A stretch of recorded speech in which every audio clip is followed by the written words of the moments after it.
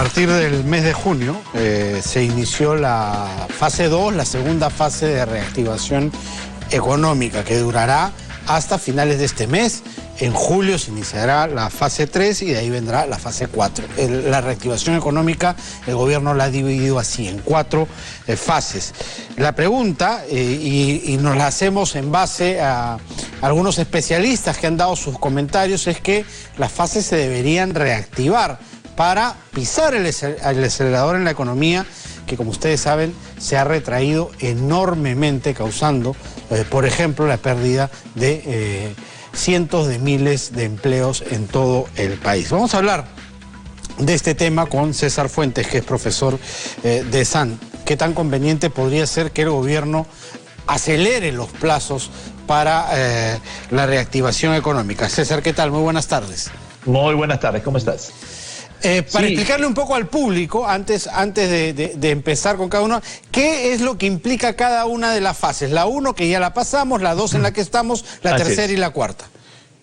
Fundamentalmente lo que ha hecho el gobierno ha ordenado en base a los criterios, diríamos, más productivos en las primeras etapas. Si ustedes recuerdan, agricultura, minería, todo lo que tenía que ver con las partes más logísticas, son las que o se detuvieron muy poco y fueron parte de la primera fase. Ya en la segunda se ha iniciado un poco más los temas de servicios, y justamente ahí es donde, y también más que todo lo que es maquinaria, lo que es equipo.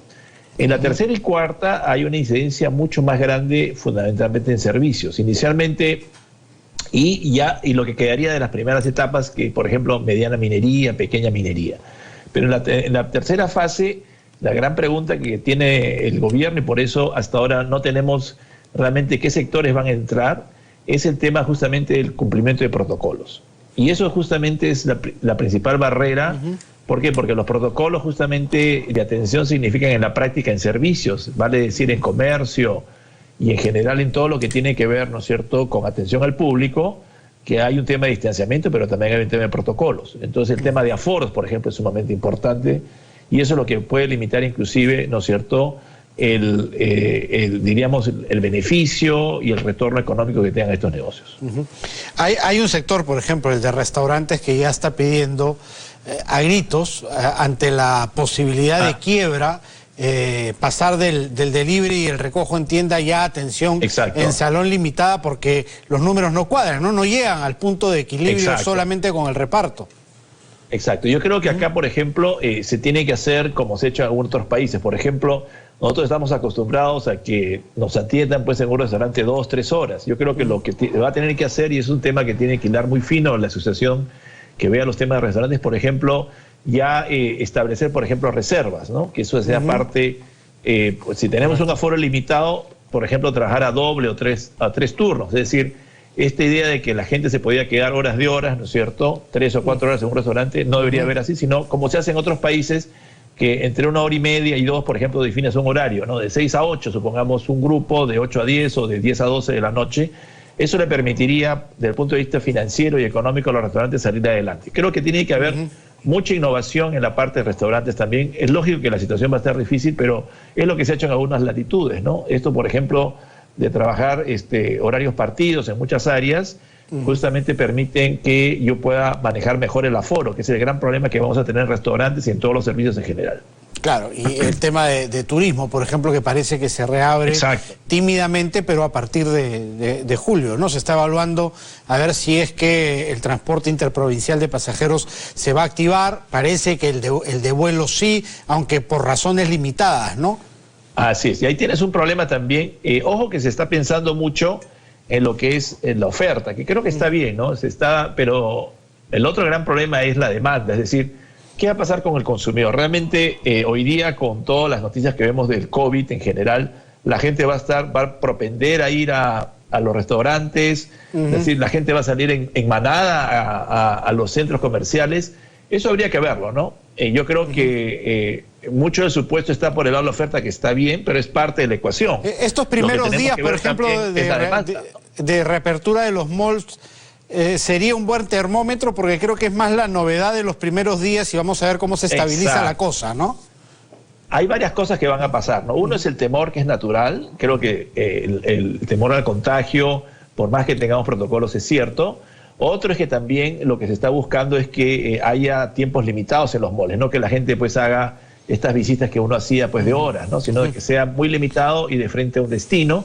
Y el otro gran tema es que acuérdense que también venimos de que mucha gente hoy día no ha ganado un ingreso en los últimos 2 meses, entonces la capacidad de poder de compra va a estar bastante limitada en muchos sectores, ¿no? 70% de los peruanos han tenido una reducción brutal de sus ingresos, entonces esto de que inmediatamente la gente iba a ir a un restaurante a comprar su pollo a la brasa o ir a, ¿no es cierto?, a comprar ropa, yo creo que es parte de la ecuación que el Banco Central está haciendo lo bueno, creo que es generando liquidez, generando crédito, pero hay un tema esencial que es que creo que se tiene que avanzar bastante más en el tema de ingresos, ¿no? Por ejemplo, el Banco Central ha señalado, y creo que es adecuado, que realmente este bono de 760 soles se dé en la última etapa, porque simplemente la gente no va a tener dinero sino hasta finales probablemente de julio o agosto, ¿no? Sí, vamos a ver cuántas empresas también se sostienen, ¿no? Sobre todo las pequeñas, las pequeñas tiendas, por ejemplo, que no son parte de grandes cadenas. Exacto, en los centros, ¿no?, comerciales, que ahorita justo están tratando de abrir una puerta de negociación con los dueños de los centros comerciales para ver temas de alquileres, por ejemplo. Exacto, ¿no? Yo creo que tienen que reformarse el tema de alquileres, también permitir a los pequeños negocios de barrio, ¿no? Yo creo que se ha hecho mucho énfasis en el centro comercial, pero lo que vive la pequeña empresa es realmente de la tienda y la bodega que está en la esquina. Yo creo que también es importante que el gobierno dé una mano, porque son los que de una u otra manera pueden manejar quizá mejor el aforo y tienen un serio problema hoy día económico. Es decir, las pequeñas bodegas, las pequeñas tiendas de todo lo que es los vecindarios y los barrios, hoy día realmente está en una situación muy complicada. Entonces yo creo que también no solamente ver a los centros comerciales, que es importante, sino también esta vasta cadena, ¿no es cierto?, de bodegas, tiendas que están en los vecindarios, que urgentemente necesitan hoy día tener, ¿no es cierto?, un influjo de clientes. Claro, además se vuelven más seguras porque además no se necesita un largo tránsito para llegar a ellos, como de repente sí hacia los centros comerciales, ¿no? La tenemos muy próximas a casa. Sí, yo creo que una estrategia que tendría que hacer el gobierno, que no la ha hecho, yo creo que es trabajar lo que se hace en algunos países de Europa, ¿no? Es trabajar el tema de proximidad. Es decir, lo que deberíamos hacer nosotros para evitar el uso intensivo del transporte público es trabajar mucho lo que son los temas de proximidad, por ejemplo, en bodegas, en barrios, en supermercados. Es decir, que la gente trate en lo posible de quedarse en su distrito. Eso va a presionar bastante menos a todo lo que es transporte público y eventualmente va a disminuir el contagio. Yo creo que es una política que no la ha hecho todavía expresa el gobierno, pero creo que los temas de proximidad son sumamente importantes e inclusive, ¿no es cierto?, creo que ayudaría a establecer una relación también con la comunidad de referencia, ¿no? Creo que eso se hace mucho en Europa con los supermercados, con las tiendas de proximidad. Es un ejemplo que creo que podríamos hacer tranquilamente acá en todo Lima, ¿no? Donde cada distrito realmente ya tiene casi todos un mall o tiene, ¿no es cierto?, un centro de abasto grande. Y hay que tener mucha responsabilidad también, César, ¿no? Porque de reactivarse o de haber rebrotes en algunos puntos, se tendrá que volver a la zona de cuarentena, de repente no general como antes, pero sí focalizada. Y esos negocios de ese sector tendrán que parar nuevamente. Así es. El gran problema que tenemos es que nuestros grados de libertad en términos de unidades UCI es prácticamente cero, ¿no? Estamos al límite. Entonces cualquier rebrote realmente nos pondría en serísimos problemas desde el punto de vista humanitario, ¿no? Desde el punto de vista de vidas humanas, porque ahora, si bien es cierto, se ha estabilizado, el gran tema es que no baje estos números. Entonces esta meseta que aparentemente iba a ser de corta instancia por la dinámica económica no está siendo tan corta como pudiéramos querer. Entonces estamos en el límite realmente de las capacidades de las clínicas, y es un problema serio, ¿no? Y también cabe señalar que, ¿no es cierto?, tampoco hay una fecha, ¿no es cierto?, cómo vamos a volver a la normalidad en dos áreas que son muy grandes, que es tanto educación como salud. Ahí yo creo que todavía falta este tema por resolver, porque hoy día creo que muchos de los padres de familia también se preguntan qué va a pasar con el año escolar para aquellos que no tienen acceso vía digital. Perfecto, César. Muchísimas gracias por haber estado con nosotros. Encantado.